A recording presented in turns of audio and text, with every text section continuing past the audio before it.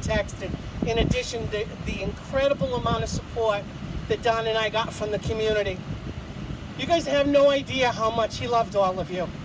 He had such a good time, and I guarantee he's up there laughing going, look at what I'm missing. You know, I can say it pretty succinctly. He was a hustler, and he was one of the best ball busters I know. But that was one of the things that you loved best about him. You could always count on him for a joke or a laugh. He loved to go camping. He loved to go fishing. He was looking forward to taking off with Howie this spring, one of his best friends. This is a really difficult time. I cannot begin to thank you all for the love and support. The cards, the texts, the phone calls. You have no idea how much it means to me to know that our community is behind us. I appreciate all of you taking time out of your busy days. As I said, I know the calendar is in force and everything's in the afternoon. For those of you who haven't seen me yet, feel free to come through afterwards. Please, there's perk cards up there. Come through, take a look at some of the pictures. You can visit with any one of us. I wanted to share something that I found, and then I'm going to let Karen get up and do her thing, and we'll slowly get you guys moving again. I know it's cool. Let me see if I can find it.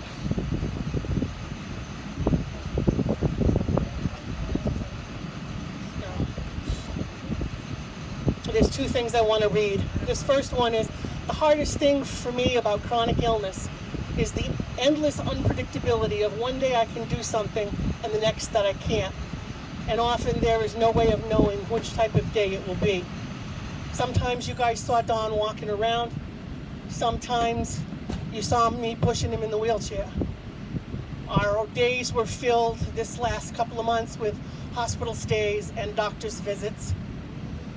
One of the things that he wanted to convey to all of you is, if you know somebody who's chronically ill or know someone who's toward the end of life, stay in touch with them.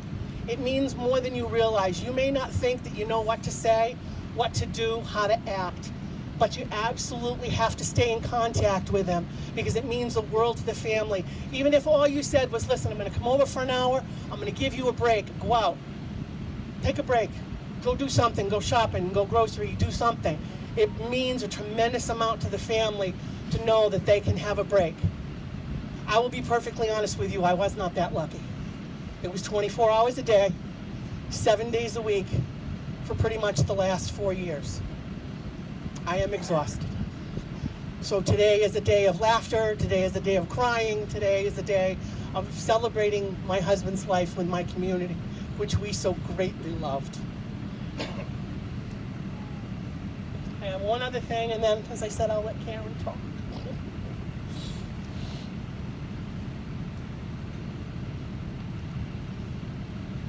It's called In Memory of You.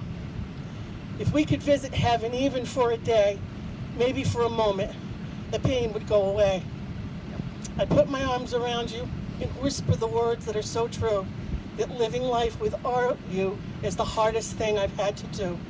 No matter how we spend our days, no matter what we do, no morning dawns or evening fall that I don't think of you. I want to thank Mike Sobchak and all his friends that Don towed with for 30 some odd years. He would be so thrilled at all of this, you have no idea. I'm going to sit because I can feel myself start to cry again. I love you all. Thank you.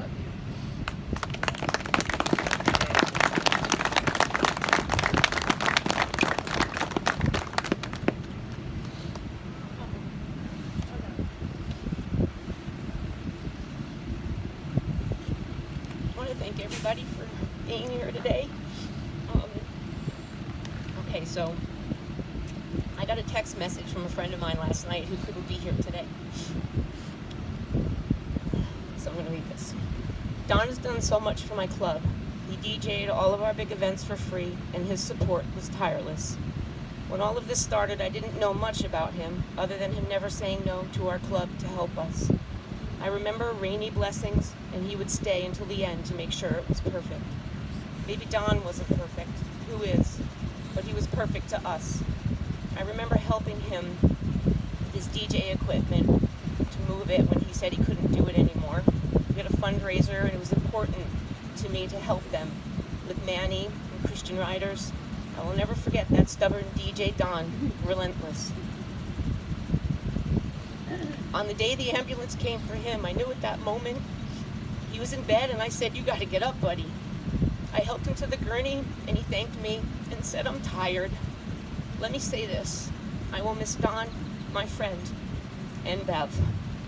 Don and Bev, it was one name to me, and they were great. Now there's one left. Bev, you are our friend.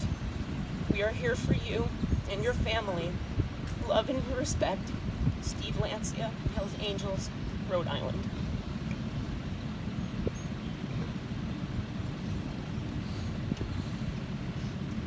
Now it's my eulogy. About 11 years ago or so, a random change in my morning routine led my path to cross with Don and Bev's. As we all know, once you say hello to Don, you're hooked. I'm standing up here because I made a promise to my dying friend. During one of our last few adventures, I tried to get Don to write some goodbye letters, but Mr. Digits couldn't do it. Every excuse in the book. I would hold him hostage in my car with my paper and pen, all ready to take some dictation and cry. Well, here I stand with no letter and a really bad memory. So I'm winging it. Don knew I would rather take a punch to the face instead of doing this right now. So here is basically what he said.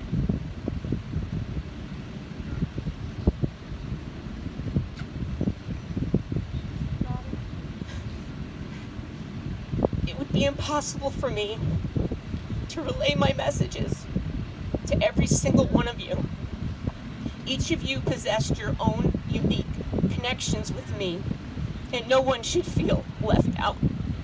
I want everyone to think of me right now. Think of him. Whatever memory comes to you and the feelings you feel in your heart, that's how I feel about each of you as an individual. Clearly, these are not his exact words. He wasn't as elegant as I am. Not a single one of your relationships with him was the same as anyone else's, because his love for making people smile had no end and definitely no boundaries, as we all know.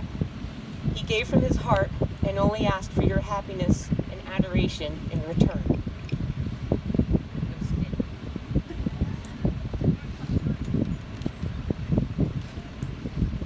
It's a miracle. I love you very much. You need to listen to Bev and don't aggravate her.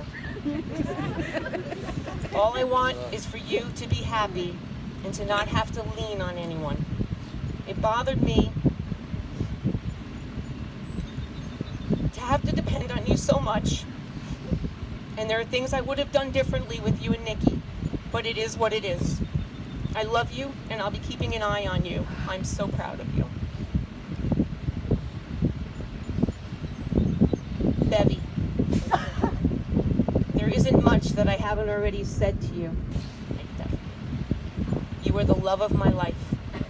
All I ever wanted was to make you happy and give you the life that you deserved.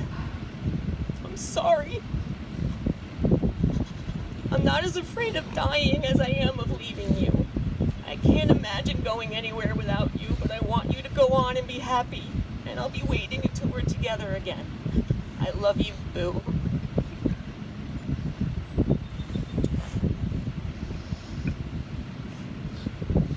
I wrote a poem, and I'm going to read that.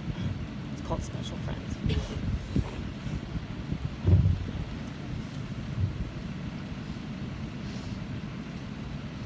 In our lives, we sometimes feel as though there is no hope of ever finding a special friend. Who are we to judge others as special? We only know what we feel, to laugh and cry without shame. Nothing is expected.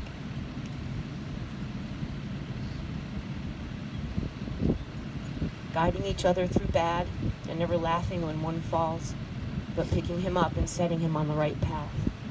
Many loves will come and go, but special friends never part. I love you, jerkface. I miss you so much.